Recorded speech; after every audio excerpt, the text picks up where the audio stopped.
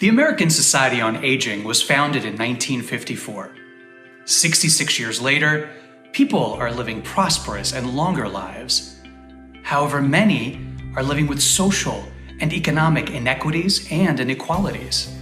And the pandemic, it has reminded us that this country doesn't embrace aging. What will happen in 10 years when 1 in 5 Americans will be over 65? The American Society on Aging is transforming itself to tackle the challenges and invest in the opportunities that this demographic change will bring. The new ASA reflects our year-long programming and meaningful membership experience. The new ASA reflects our commitment to unite, to empower, and to champion all of you. But most importantly, the new ASA reflects our optimism for the future of aging. On behalf of everyone at the American Society on Aging, I am proud to introduce you to the new ASA. Learn more and join us at www.asaging.org.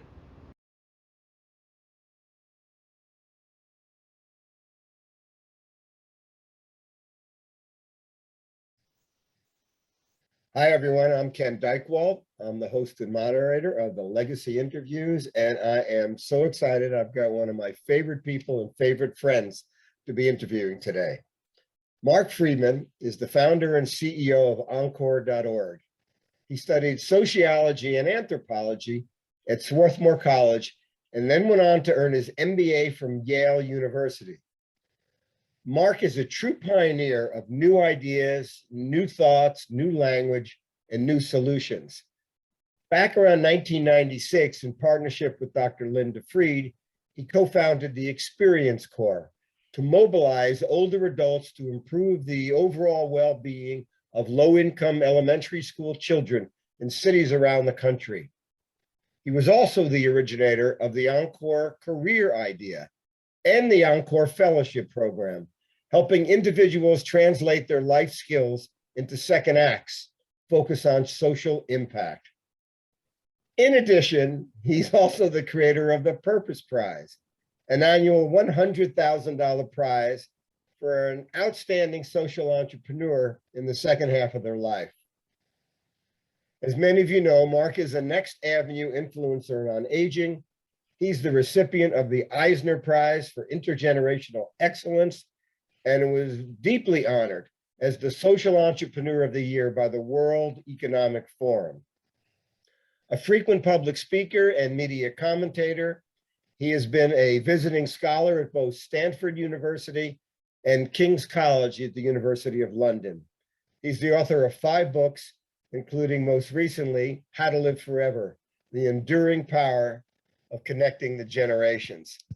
Welcome, my friend Marc.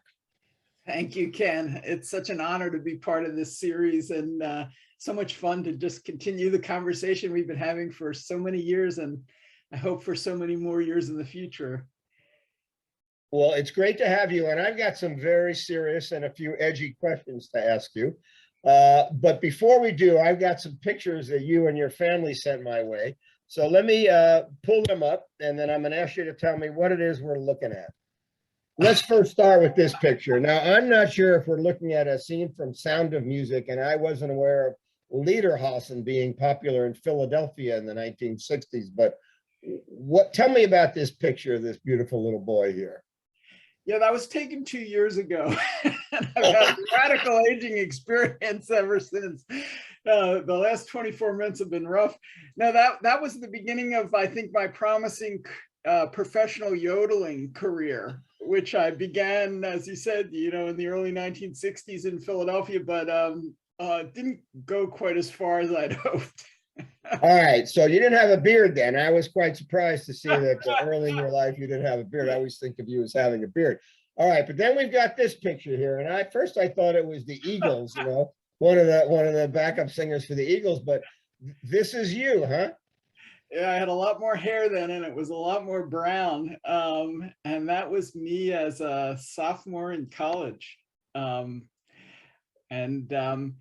Cut off in this photo was my roommate and good friend, Doug Perkins, who was 6'7", and together we combined to win the college's 2-on-2 basketball tournament, which basically consisted of Doug scoring on every play and me cheering him on. So you were a basketball player as a young man. And that career turned out about as well as my yodeling career. I played for the worst team ever assembled in the Philadelphia Public League. Our final game my senior year, after we lost all but one game in my junior and senior year, we played the #1 team in the country. And I got to jump center against Gene Banks, who would go on to be an All-American at Duke and an NBA All-Star. And I lost the center jump, and then he proceeded to score 29 points in the first quarter, and we scored 7 the entire game. All right. So that was your basketball career. And then you, in this picture, this is the 1960s cover of Time magazine, HEW Secretary John Gardner. Why did you want this picture as part of your story? Yeah, John Gardner was my mentor, friend, the person I co-founded Encore.org with. He became our founding board member. He's the person who came up with the idea for Experience Corps when he was Lyndon Johnson's secretary of HEW. He implemented Medicare over the opposition of the American Medical Association, the Elementary and Secondary Education Act, and he, in his time as HEW secretary, would recount going to a large high-rise building, and on one floor there would be an older person who was living in deep isolation, and he'd go one floor below and there'd be a single mom with 2 kids and inadequate support. And he had this idea that older people and younger people could come together in mutually beneficial ways. That gave him the idea for Experience Corps. And when we met, he gave me a 2-page concept paper describing what an Experience Corps would be. He described it as Operation Give Back. And we came together to help create that, join forces with Linda Freed and others. And that was really the start of my work in aging. Wow. And we're going to be getting into all of that. So a couple of more pictures. Here's you smiling, laughing with 2 extraordinary journalists. What do we got here? Yeah, this was the closing session at the Aspen Ideas Health Festival the summer before the pandemic. That's Jonathan Capehart on the left and David Brooks on the right, who's written a wonderful book, Second Mountain, about the second half of life. And that was a conversation about how we could rethink the second half of life. And here's Sidney Poitier, who was one of the first Purpose Prize judges and responsible for one of the great moments that first year of the Purpose Prize. He gave the prizes to the inaugural 5 winners. And I remember one of them in their speech saying that the greatest moment in their life was when the man who came to dinner came to lunch. It was a luncheon. And I just have very fond memories of him. It's wonderful when you meet your heroes and they actually live up to their billing, and he is this wonderful person in real life as on screen. Okay, so here we've got a great moment in your career. Tell us about these pictures.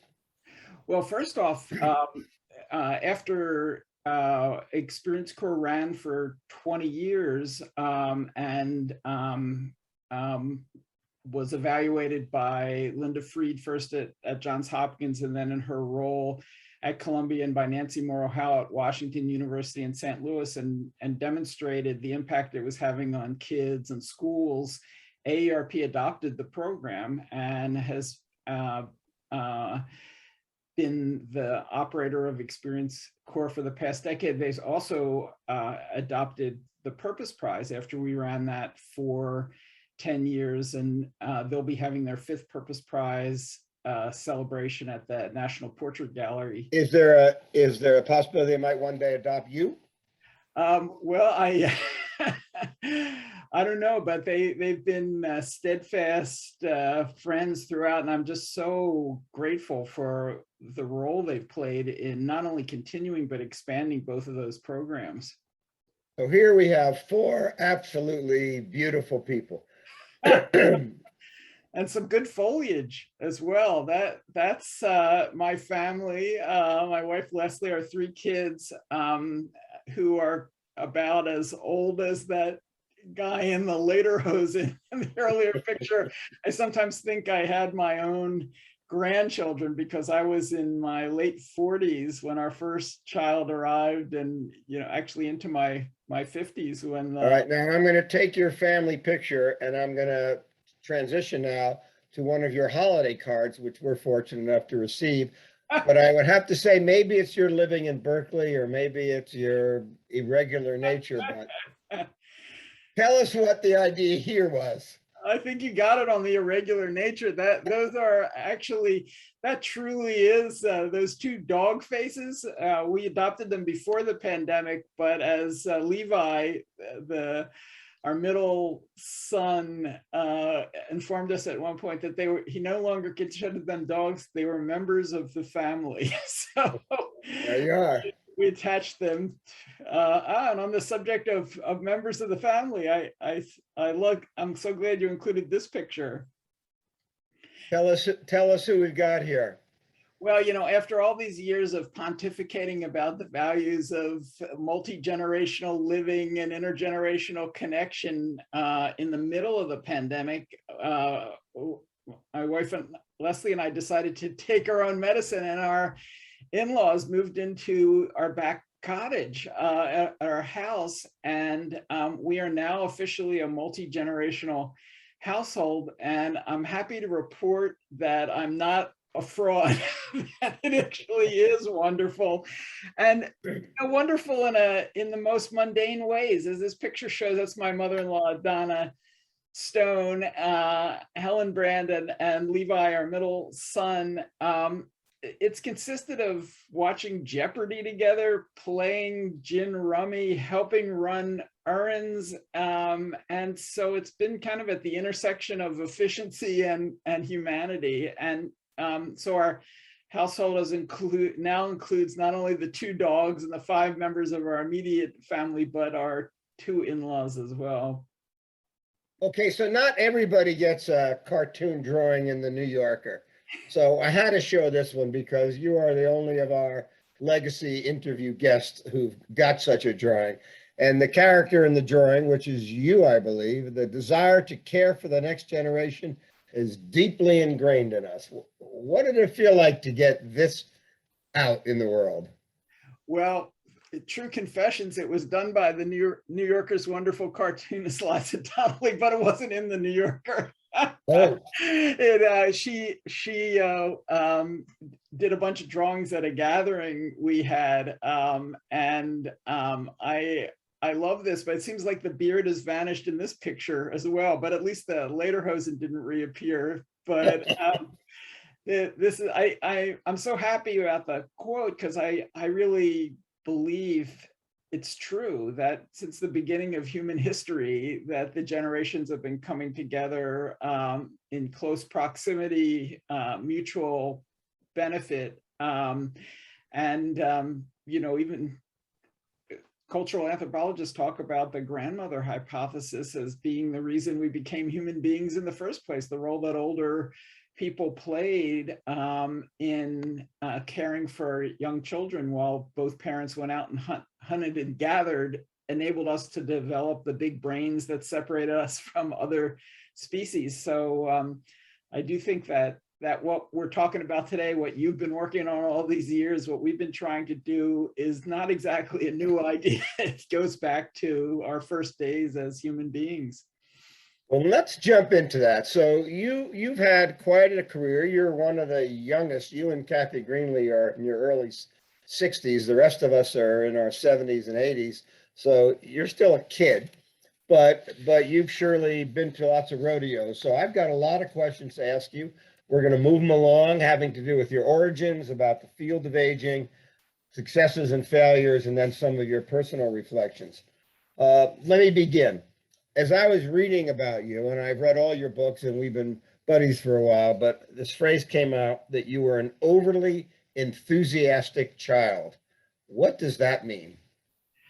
I I didn't remember that particular trait. But I do think that um, I'm somebody who is naturally inclined to optimism, and I think that's really shaped every chapter of the work that I've done on around older people. And you know, the insight that you have been articulating for so well and for so long, and so many of our heroes, were that the aging of American society isn't a problem to be solved, it's an opportunity to be seized, without discounting that there are genuine problems and challenges of any transformation of this magnitude. But hidden in plain sight was this breathtaking opportunity that, you know, I think when I started doing this work, when you started doing this work, was being overlooked. And I am sad to say, here we are in 2021 and it's still being overlooked. All right, and we're going to return to that, but let me build your story a little bit more. So, optimistic, overly enthusiastic young person. And then at Swarthmore, one of your outstanding characteristics were that you set a record for the most number of courses incomplete. I think 9 out of 12. I think it Didn't seem to be able to meet deadlines. What's up with that? Yeah, well, sadly, it's continued to. The only way I've been able to get books done is by having very angry editors yelling at me over the phone.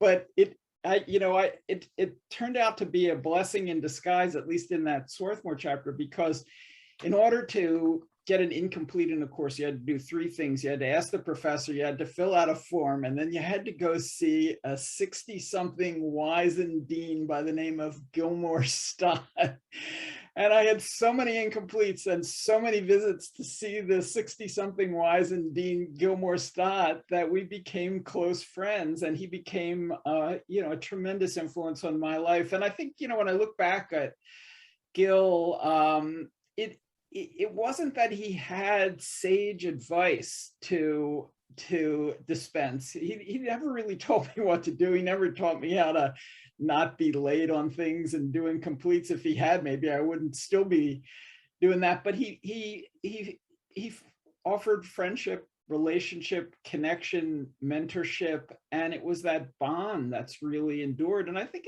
it's really played a big role in why I continue to look to older people. So had you finished your courses on time, you might not have encountered and built a bond with this elder professor, and Experience Corps and Encore might not have happened. So we're grateful for your tardiness. Absolutely. You know, I have a whole rational explanation, which I'm happy to spit out, for why I ended up working on aging issues. But in fact, it really was this series of close relationships. At every juncture, you showed the picture of John Gardner before. At every juncture, at every turning point in my life, it seemed like there was an older person who showed up to tell me which way to go, or point the direction in their own example. Let's keep going here. So you finished at Swarthmore, sociology and such, and then you went to get an MBA at an extraordinary institution at Yale. Was that because you wanted to be a wealthy capitalist?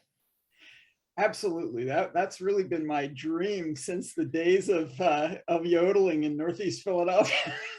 No, I mean, the real reason I went to graduate school, I'm not sure I've admitted this before, but I really wanted to get a PhD in American studies and American history. But at that point, that took about 10 years. And I discovered that the Yale School of Management only had 6 required courses. So I could take the other 14 courses in American studies and then get a practical seeming degree, an MBA. But in fact, you know, when I look back on that too, I feel like what I've been doing over all these years is some version of applied American history. And we can get into that later on. So let's go there for a second, because we're going to get a little further into your social entrepreneurialism and your imaginative thinking. but you do think of things in a historical fashion, don't you? Absolutely, and really trying to think about, through that lens about the future. If you understand how these things happened in the past, so for me, one of the most indelible experiences has been, when we started Experience Corps, and it worked so well, it was of course heartening, but it also was troubling. It's, if this works so well, why isn't it happening naturally? Why do you need a bunch of people who are out there being social innovators to create something that's so deeply ingrained in the human experience? And that question led to, I'd say 25 years of thinking about how we screwed things up so magnificently in the reorganization of American society by age over the last century. And one of the most prominent examples of that was the creation of retirement communities in the early 1960s. Yeah, you're very, very opinionated regarding things like Sun City. What's the deal? What is it you don't like about Sun City and other retirement havens?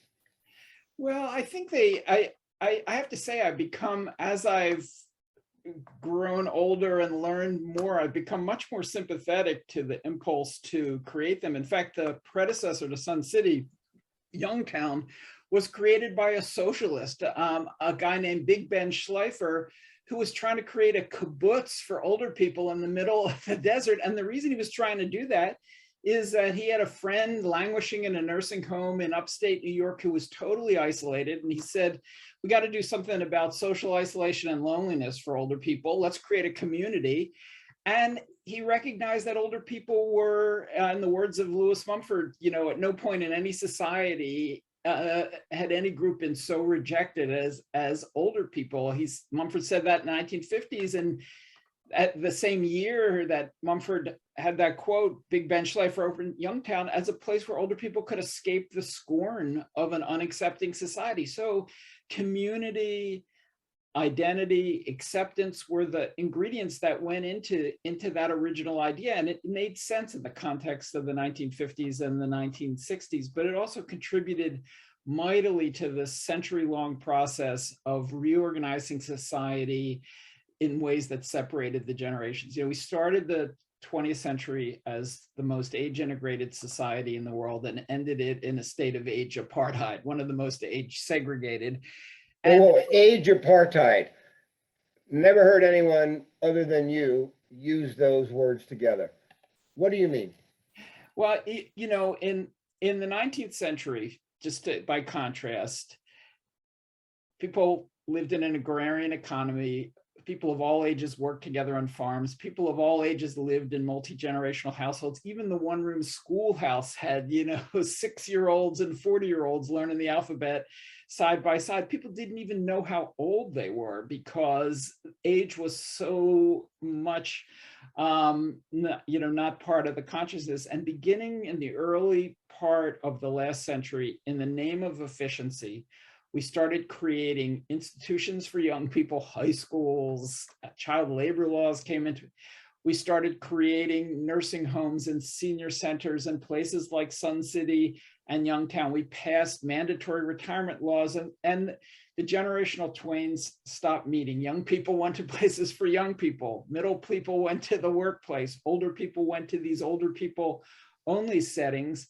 And, we may have gained some things in terms of some benefits in terms of efficiency, but the ultimate result is a grievous wound that we see today in, generational conflict, ageism, the epidemic of loneliness. And so it was a failed reorganization of society that leaves us utterly ill-prepared for the multi-generational world that's already washing over us. All right, so there's so many things you're saying that are so important. Let me pull at one of them for a moment. Loneliness is something you've been fascinated by and have studied and have met with people and have spoken out about. And today people often talk about loneliness in terms of technology or social media, but you feel that loneliness has got some deep connection to this age apartheid. Tell us. Yeah, I mean, I think we saw it during the pandemic. I mean, even the pictures of grandparents and grandchildren separated by nursing home windows, not able to connect with each other. I think we've cut off a really fundamental part of human connection. One that I think research shows is essential to human thriving, this cross-generational bond. And I feel like we not only need to help alleviate loneliness, but we need to prevent it from happening in the first place by creating richer webs of connection in communities of people of all ages. And I saw it in Experience Corps. It wasn't really until the last year or two that I realized that was a loneliness prevention program. I think Linda Fried's been very articulate about this, but I remember one story in my hometown of Philadelphia where our good friend Nancy Hankin created the Experience Corps program there. I went to the Taylor Elementary School in North Philadelphia, and I met a woman named Martha Jones. And she told me the story at one point. We spent many weeks visiting and talking of a cold February, miserable, slush-filled Philadelphia day where she got up in the morning and she wasn't going to go into school, where she was a member of Experience Corps, and she pulled the covers back over her. And then she started thinking about how disappointed the kids that she was working with be. So she finally got herself out of bed, got dressed, went downstairs, took the bus to school. She climbs up the stairs. She's hanging her heavy wool coat up on one of these coat hooks. It was one of those old 1920s schoolhouses. And she recounted feeling these two little arms, enrobing her from behind. And she remembers thinking to herself, somebody loves me. And, if she didn't have this mutual web of obligation, if these kids weren't counting on her, she would have stayed in bed that day. And maybe she would have stayed in bed that week, and things would have started to spiral. And so I think the more we can do to help give people a sense of connection and purpose, and play genuinely needed roles, the more we can prevent some of these problems from developing in the first place. Well, let me ask you a personal question about that. So as best as I can figure, your intention as a young man was to focus on at-risk children and teenagers. But then everybody in the aging field, we think you're one of us. So how did that flip? Well, sometimes flippantly, I've said that Encore is a children's organization in the guise of being an aging organization, and I don't really believe that. But I didn't. I set out to at a time when education, social programs focused on low-income kids was dominated by these technocratic economists, quantitative social scientists who were deeply skeptical and dismissive of the power of human connection. In fact, education experts at this period, this 1980s, were talking about how we could get to teacher-proof curricula, where we could get that messy human element. This is long before things like Teach for America came on the scene. And if you spend any time actually talking to young people, they wanted to talk about a person, a coach, a teacher, a neighbor. And in fact, the best longitudinal research on kids who'd succeeded coming from really dire circumstances, a 40-year study by a woman named Emmy Werner at the University of California, found that the kids who made it against all odds, and that was the name of one of her books, Against All Odds, there were two things that they had in common. One was that they had responsibility. They were taking care of somebody. The second thing was that they had an adult mentor, usually an older person, who took them under wing. And, this flew in the face of what all of the, economists and quantitative researchers were telling us, which is that relationships matter most. And that was, so my interest in aging really grew out of this question if these bonds matter most. And I was involved in the first study of Big Brothers, Big Sisters ever done, which showed spectacular differences between kids who had old big sisters and big brothers and kids who didn't. But there were vast waiting lists for the program at the time. And it raised this fundamental question: if these bonds matter so critically, why aren't they happening everywhere? And where are the human beings to provide that connection? And let me add a dimension to it. One of my favorite things is to see what people's kind of anchoring ideas are. I've always been curious about that. And in a lot of your writing and speaking, you refer to the pioneering work of Harvard psychiatrist George Vaillant. And for decades, he studied older people who had relations with younger people. And what he indicated was that older people who mentor younger people were 3 times as likely to be happy as those who didn't. So not only are the younger people benefiting by having an elder who cares about them, but the older people are benefiting as well. That's the electric charge, right? And you know, and I'm so glad you raised that, because the most important longitudinal study on children, Emmy Werner's research on these kids growing up in Kauai, and the most important longitudinal research on older people and adulthood, George Vaillant's work, say the same thing. They're the electric charge, the positive and the negative coming together to produce this power. And I think, you know, we're so segregated in these fields and disciplines. You know, you got people who are studying young people and people who are studying older people. But when you take a step back, it's all about the convergence. Question. So when I wrote Age Wave, my 8th book, the last chapter I called for an elder corps, sort of like the way Sergeant Shriver and Kennedy had called for a Peace Corps. But I was a nobody, and I never really made it happen. But then a few years later, you and Linda really made Experience Corps happen. So you're not just a guy who writes about things or proclaims. You've created things. What does it feel like to be a social entrepreneur? You're the only, really, of all of our interviews who is a social entrepreneur. That's different than I want to make it to a tech app so I could be a billionaire. You have wanted to create things to bring about solutions. What's it like to be a social entrepreneur? Is it unnerving? Is it energizing? Is it freaky?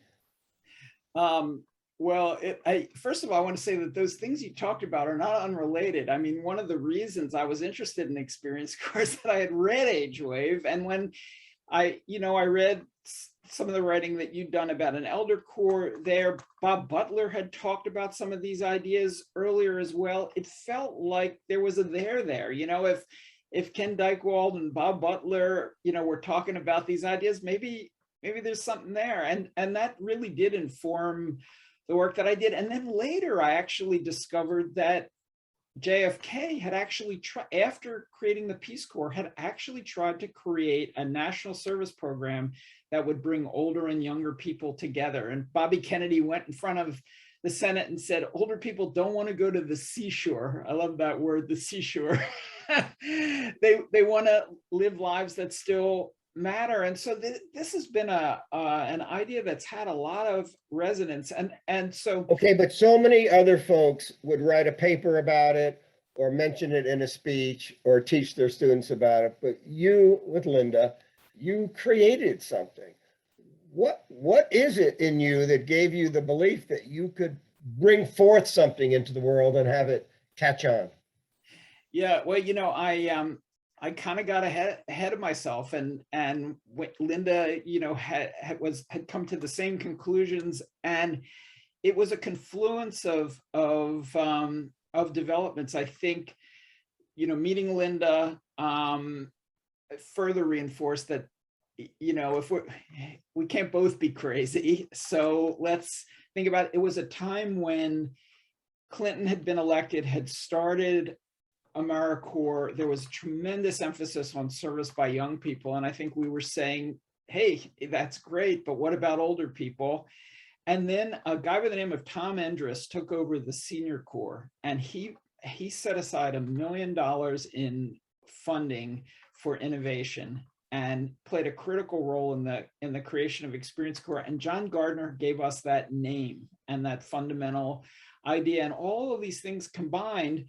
And we sort of set sail with this demonstration project. And the idea from the beginning was to lodge each of the local Experience Corps programs in a senior core program, a foster grandparent RSVP program, with the idea that once Experience Corps had demonstrated its success, that whole program would be revamped in the image of Experience Corps.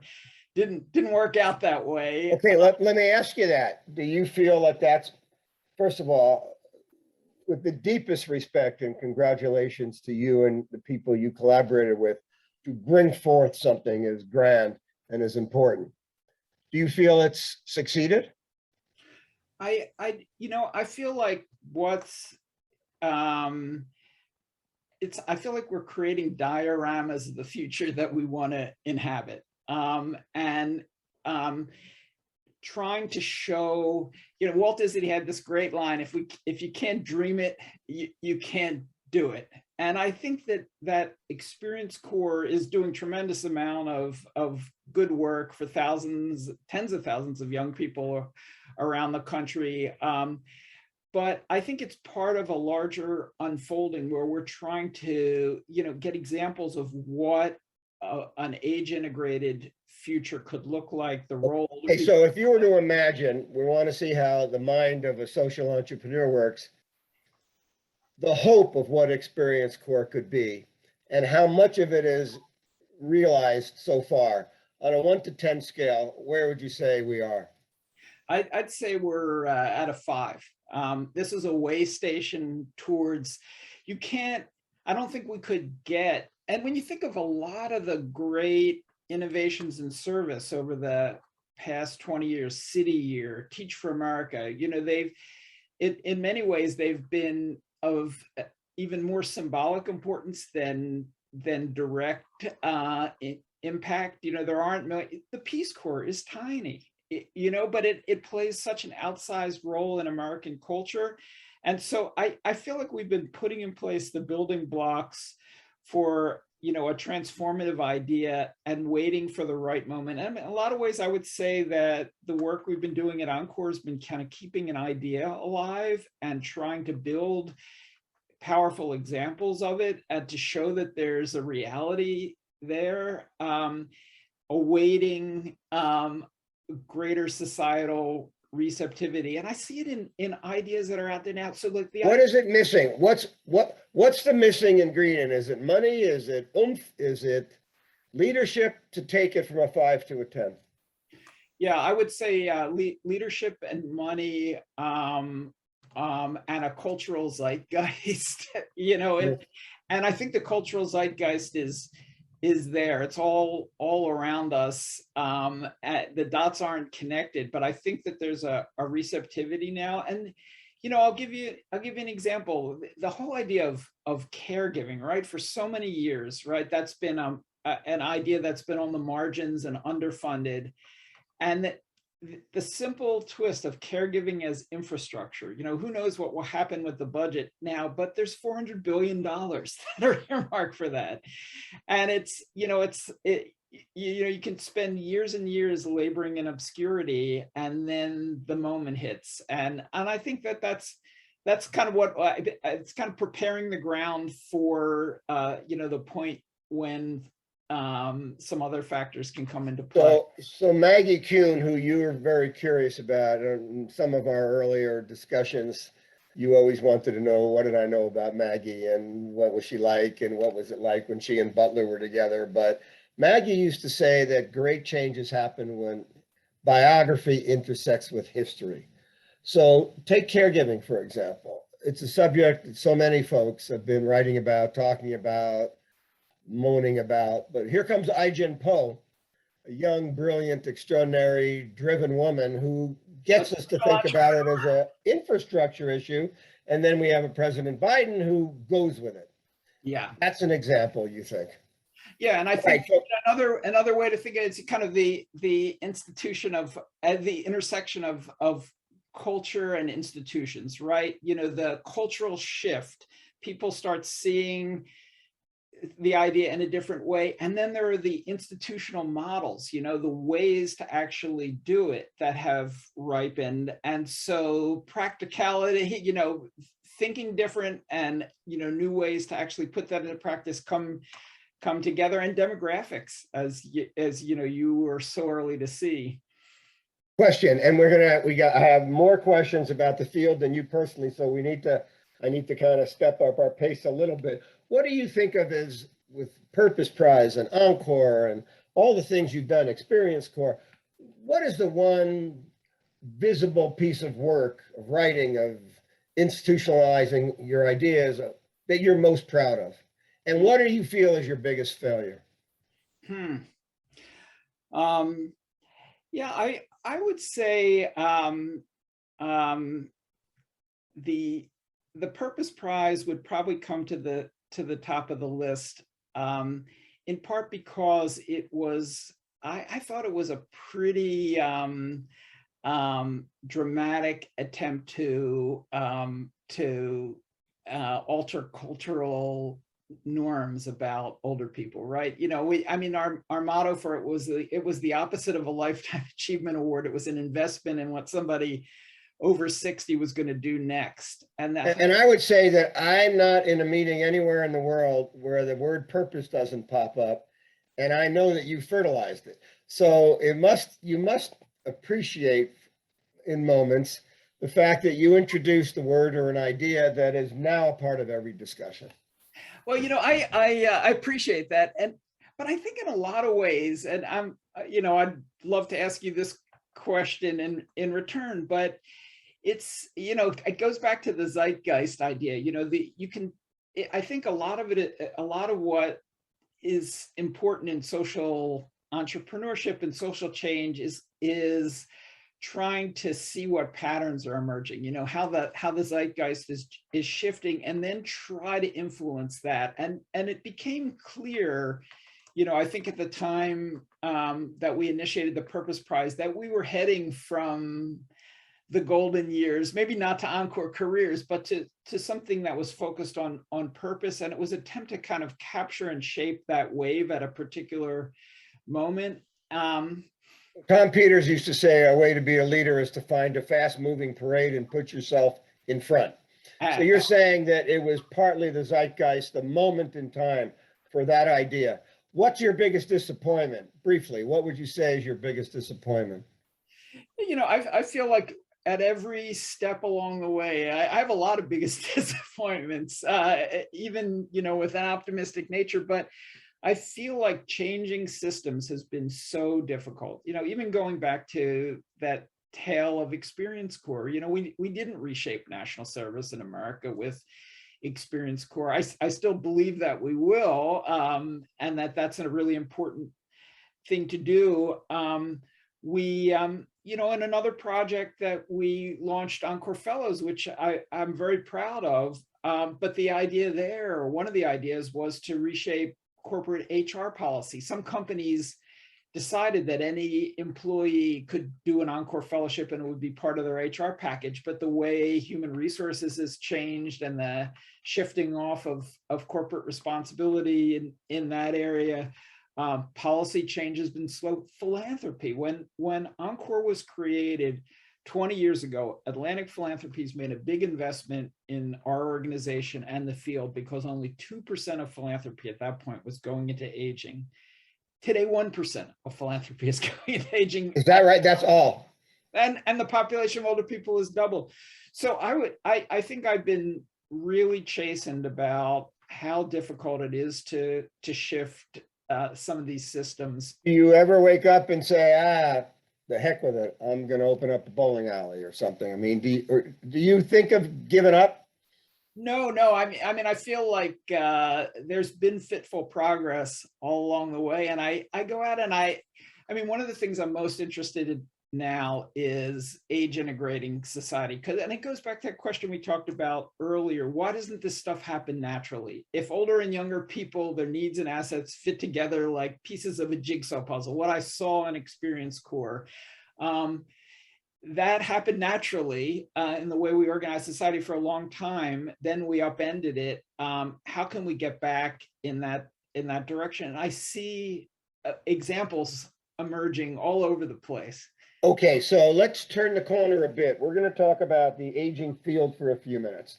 But I want you to take off the gloves and tell me what your actual truest points of view are. So we have older people. What should their purpose be? Got 1 billion people in the world over 60. What should their purpose be if Marc Freedman were writing the blueprint? Well, it reminds me a lot of the transformation of the role of women that's ongoing. But what we've seen here in the United States, I mean, we were writing off what arguably is our only growing natural resource. It's certainly the case with older people, and we've had two problems. The message that we've sent older people, which is essentially get out of the way, your best is behind you. And then the vehicles for people who want to go in a direction of purpose and connection to get from aspiration to action. And so I think, certainly not every older person is going to want to spend every minute of their lives involved in purpose and connection. But I do think for most of us, and now I get this as a 63-year-old, I get to say most us, that Freud was right. The keys are love and work, our connection to other people and a sense of purpose, a reason to get up in the morning. And I think if we provide more of those opportunities and more encouragement for older people, we'll not only thrive in later life, but we'll create a society that works for all generations. Okay, so you and I both know, maybe folks who've not studied Freud aren't aware of the fact that he said that the two things that matter most in life are love and work. But we've constructed since the 1930s a notion that you'll be happier if you're no longer working at all. Mm-hmm. What should it be? If work and love are what drives us, what do you think about the idea of retirement?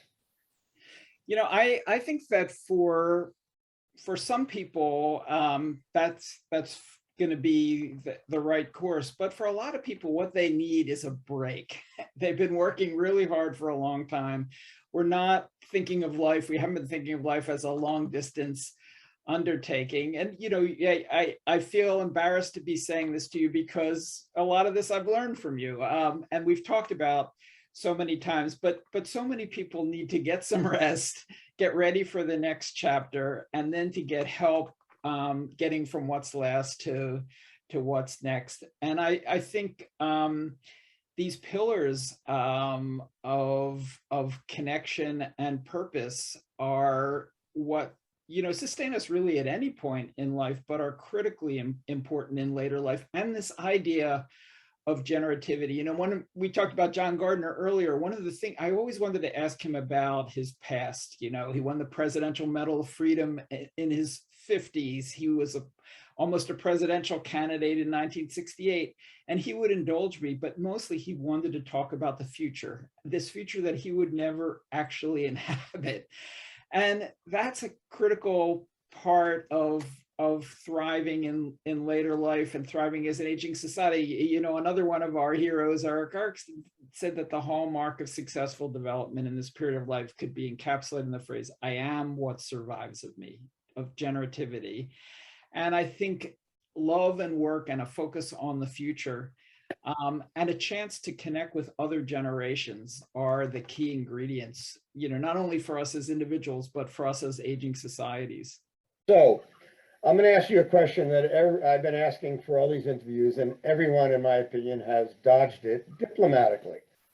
We have an age that was selected at which people should contemplate leaving the workforce, changing their life. The age is 65. If you were the boss of all things, what age would you set that turning point at today?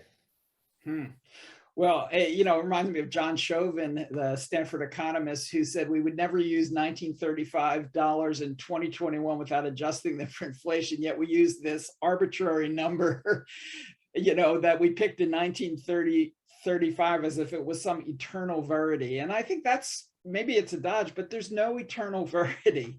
I think we just need to have better opportunities for more chapters in our lives. And I think more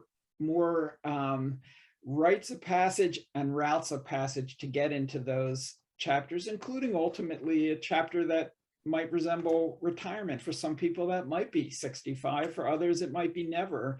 But I think the problem is now that so many people are confronted with hanging on or the abyss, right? We know how to keep doing what we've been doing, or we know how to go off into this abyss of retirement. And those are not an adequate set of choices for people. So talk about ageism. We've all been reflecting on it, and most people have, ageism is bad, but we haven't.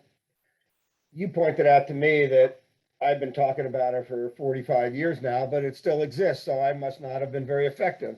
Or all of us, Butler, Maggie, Bernice Newgarden. So what would you do to eliminate ageism? I would age in a great society. Is it any surprise that there's misunderstanding, apprehension between people of different ages when they don't get to have any contact with each other, when they're cordoned off from each other and just, shown stereotypes in the media? I think that's been one of the most grievous consequences of radical age segregation, of the age apartheid that we were talking about before. It's not to say that there's not going to be tensions between people of different generations. There always have been, but certainly abject absence of contact is not a recipe for understanding and bridging divides. So the aging field is often very defensive about, and respectfully defensive about, older people being attacked or criticized. Do you have any perspective on the possibility that older people have maybe not given the kind of attention to the environment or to the economy or to younger people that would be good for society? There's a quote from Groucho Marx that you and I both enjoy. He said, "Why should I care about posterity?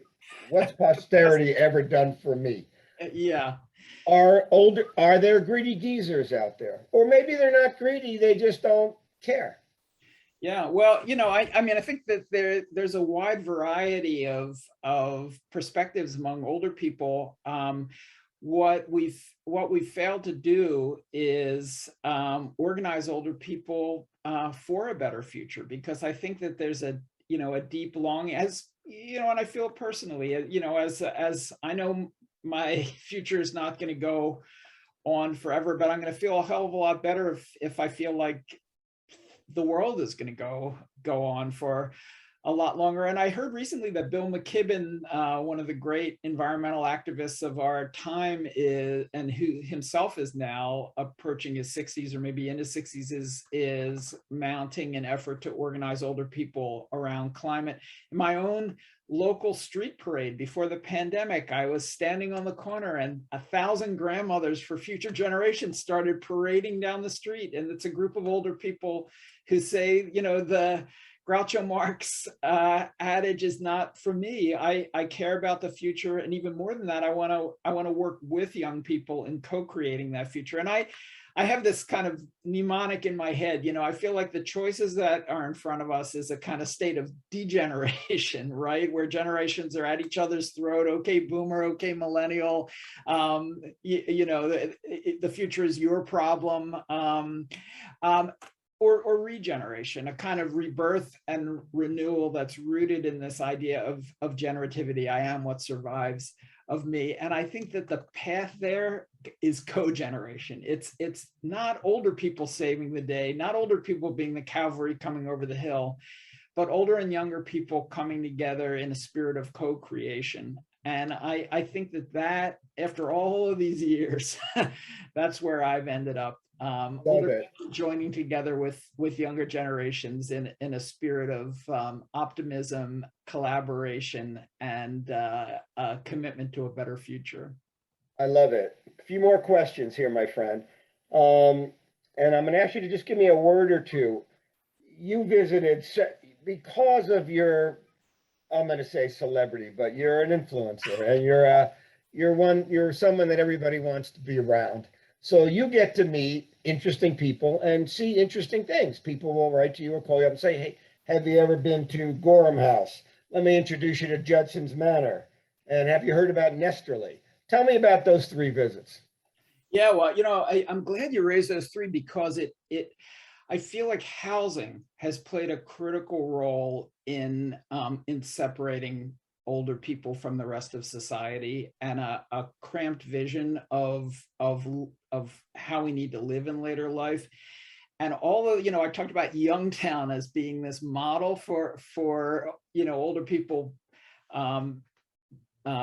living together in a way to get community, but also to create this illusion of eternal youth, right? Because if everybody, what's Gorham House? Tell everybody what it is, just in a sentence or 2. Yeah, so Gorham House is a CCRC that has built right next to its front door a preschool into its building, and the most popular apartments at Gorham House are the ones that overlook the children's playground, where people can hear the peals of laughter of young people. Judson Manor is an assisted living facility and CCRC in Cleveland that's poised between Case Western University and the Cleveland Clinic. It's filled with culturally attuned older people, and they've provided free housing for graduate students in art and music. And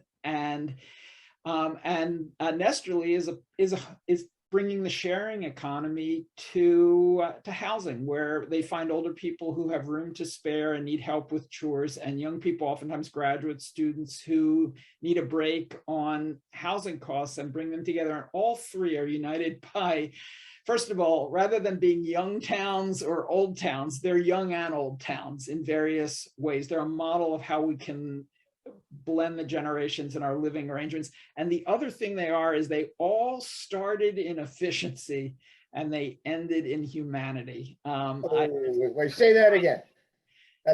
They all what? They start in efficiency and they end in humanity. Take Judson Manor.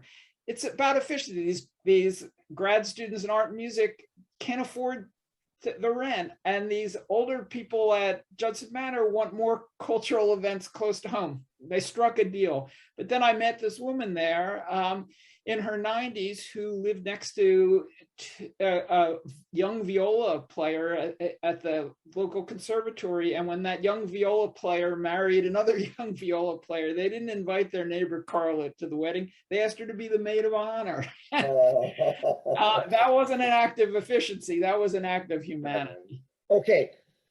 You're getting, you're youngster still, but you're a couple of years away from getting Medicare. So there are these words: senior citizen, elder, older adult, elderly.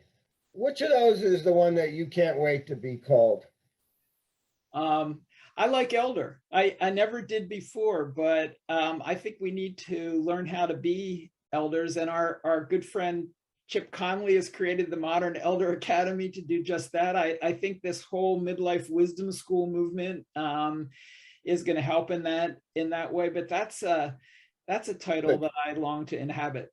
Mark, what's the advice? There are thousands of people tuning into these programs from all over the world. Some are advanced professionals, but we have a lot of college graduate students, nursing, medicine, social work. What's the one piece of advice you'd give to a younger person who wants to be a change maker in the years to come? What's the one piece of advice you would give? Opportunism. Hey, Mark? I mean that not in the self-serving way, but I feel like my whole life has now followed a career, has now followed a linear pattern. They're just moments when you get to see a truth or a failure in society, the market, and just being fluid enough and opportunistic enough to move in that direction. And it's been more like a pinball machine than any kind of I love it. All right, we've got just a couple of minutes left, and I've got a few personal questions to ask you. What personal book or faith or story or idea do you turn to when you're going through kind of rough periods? Like, what is it for you? Well, for me, it's music.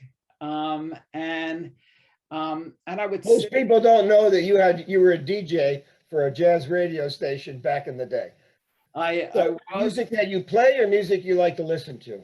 music that I like to listen to. And and it's also it speaks to this work because I feel like there's probably no more compelling place to see how the generations can come together in a way that's not mawkish or sentimental than in music.